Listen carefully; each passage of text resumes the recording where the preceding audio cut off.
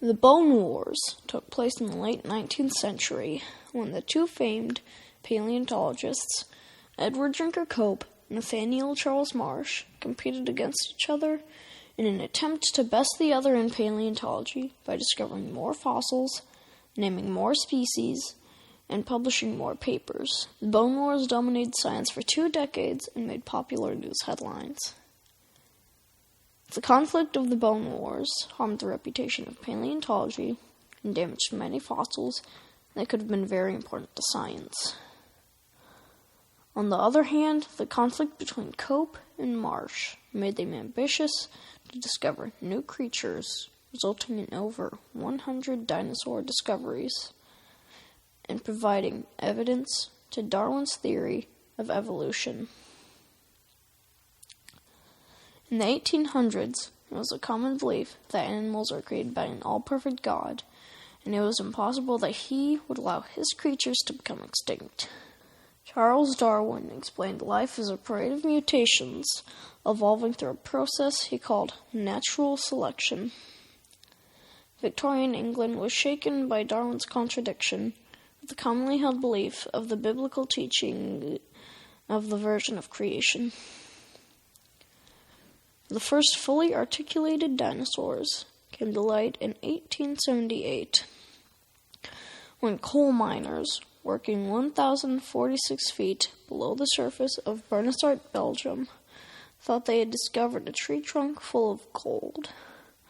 But they really found a herd of iguanodons which suffered from pyrite disease, which caused fossilized bone to turn into pyrite when exposed to moisture.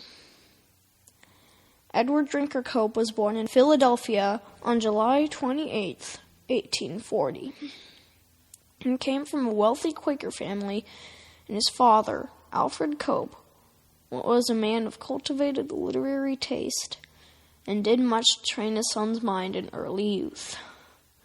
Cope was an energetic child with a keen interest in nature and a near photographic memory. At age 6, he was drawing accurate pictures of plants and animals. When Cope was 10, he drew detailed anatomical studies of lizards. When Cope was 21, he published 31 papers in scientific journals. When the Civil War began, Cope had sympathies for the Union, but his father sent him to Europe.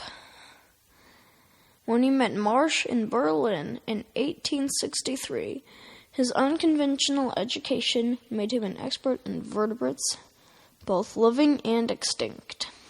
Nathaniel Charles Marsh was born on October 29, 1831, and came from a poor family and didn't seem to have a very promising future.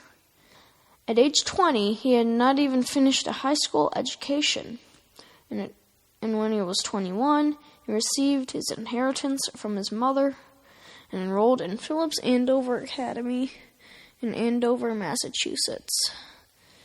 At first, he was not a very serious student, often skipping classes to collect fossils or play backgammon. He discovered he liked to compete with others and had a knack for outsmarting and manipulating his opponents, particularly in science and geology, which became his passion. Marsh furthered his education at Yale College in New York.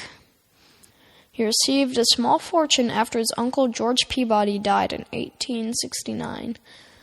Marsh used his inheritance to build a large house which was used to entertain a wide variety of people. Marsh entered Yale when he was 25 years old, so his fellow students called him Daddy.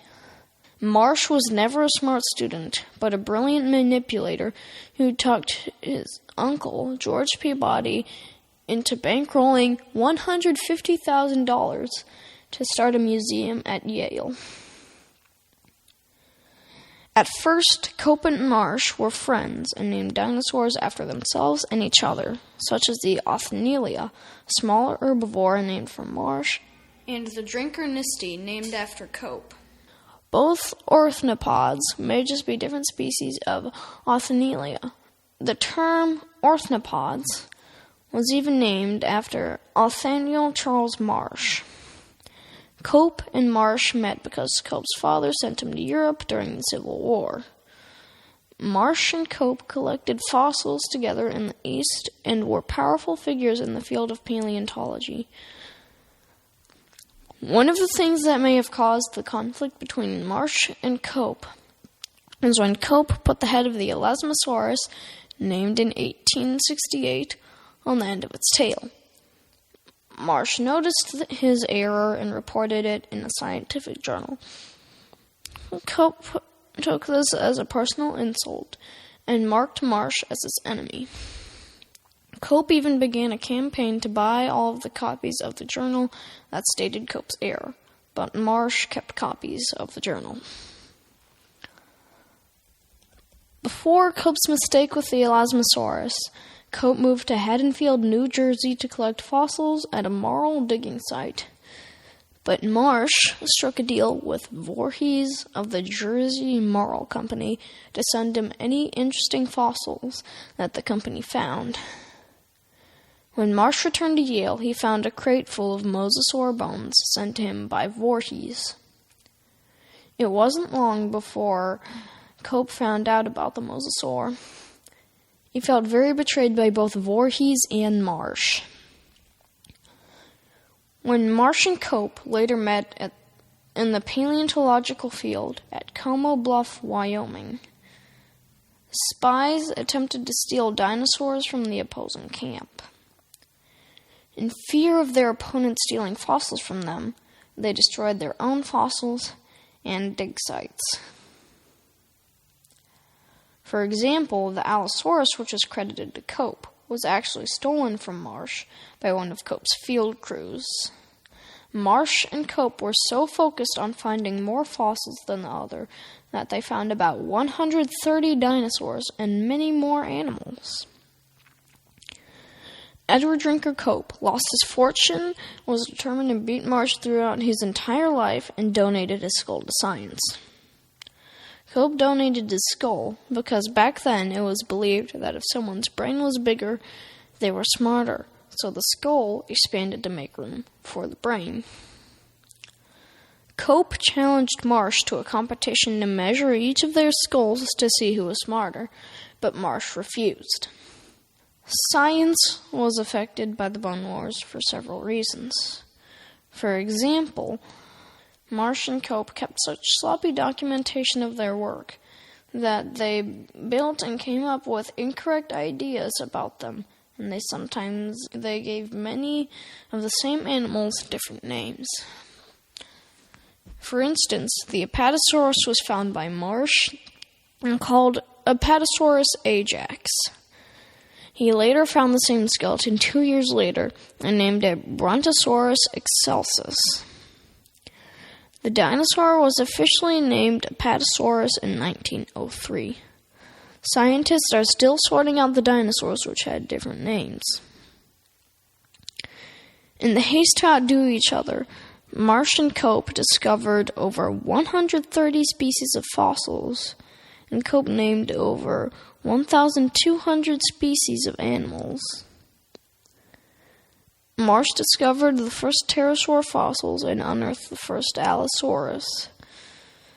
Some other famous dinosaurs that Marsh found were the Stegosaurus and the Triceratops. Cope discovered the Coelophysis, but the fossils were famous for being found in Ghost Ranch and were therefore credited to the dig site instead of to Cope. In the end, Marsh won the Bone Wars by finding 80 dinosaur fossils, and by Cope finding only 36.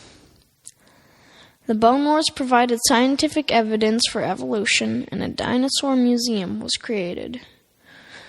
The Bone Wars were so influential to the world of paleontology that paleontologists have been naming dinosaurs such as the Marshosaurus until 1976.